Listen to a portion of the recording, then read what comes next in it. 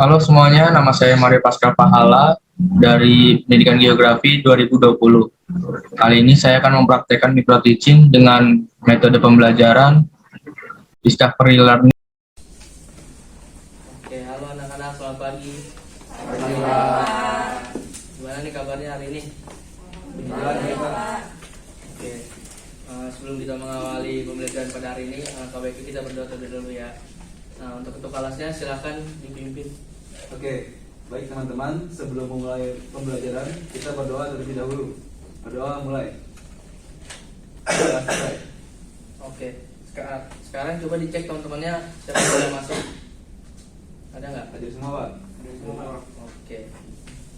Baiklah, kalau ada semua, pada hari ini kita akan mengawali pembelajaran di awal semester ini, yaitu materinya penginderaan jauh. Sebelumnya ada yang tahu penginderaan jauh itu apa? Atau yang berkaitan dengan penginderaan jauh?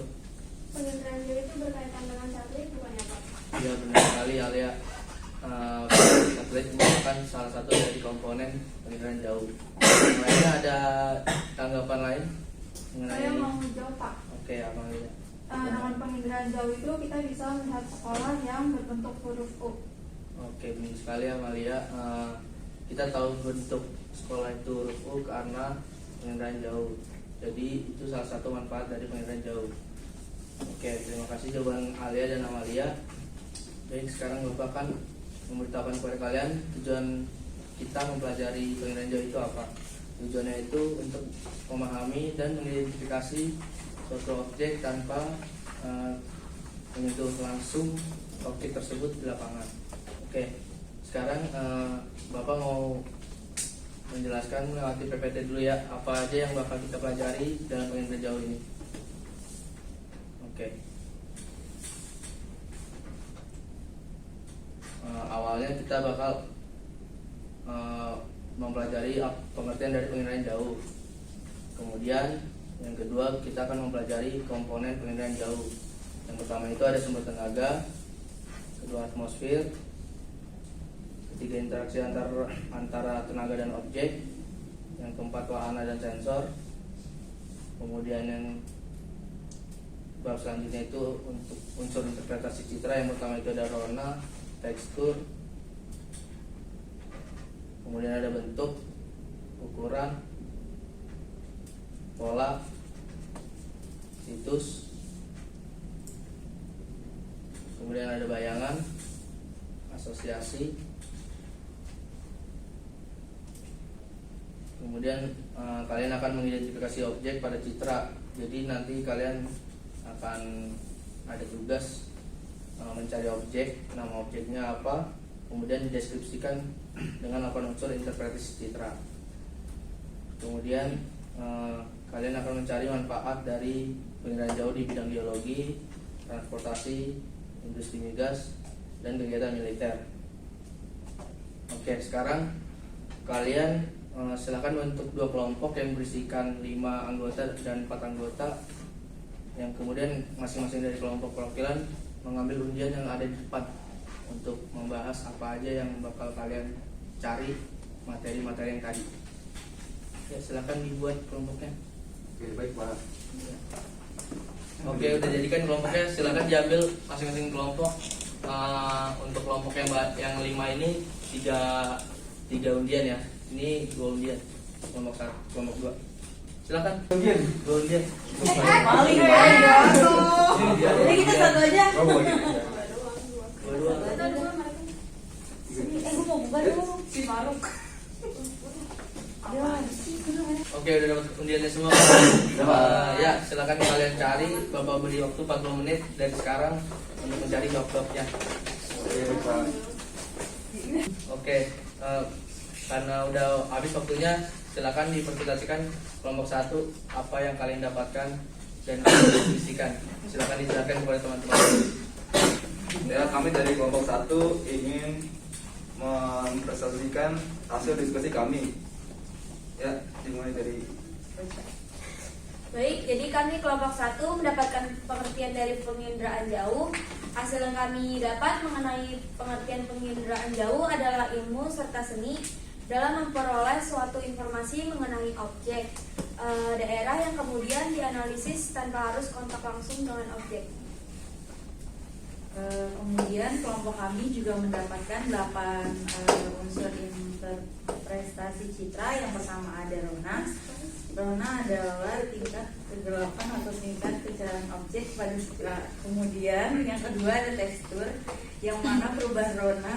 Oke, sekian dari kelompok 1 yang dapat kami sampaikan dari hasil temuan kami. Oke, terima kasih atas kelompok 1. Beri tepuk tangan dulu dong untuk kelompok 1. Silakan duduk kelompok 1. Ya, selanjutnya bisa kelompok 2 ya. Baik, setelah mencoba mencari materi-materi yang kita pelajari hari ini, Bapak akan memberikan kalian sedikit kuis berupa permainan tebak kata. Ayo Pak. Oke. Ini adalah petunjuk untuk kalian pahami dalam kuis saat ini. Selanjutnya, oke, soal nomor 1. Ilmu serta seni dalam memperoleh suatu informasi mengenai suatu objek, daerah, serta gejala dengan gejala yang kemudian dianalisis. Datanya yang dapat digunakan menggunakan alat tanpa harus kontak langsung dengan objek, daerah, serta gejala yang sedang dikaji. Ya, saya mau yang jawab Syahrul. Ya, Pak. Jawaban saya penginderaan jauh, Pak. Oke, benar sekali jawabannya penginderaan jauh. Jadi ini merupakan pengertian dari penginderaan jauh. Kemudian selanjutnya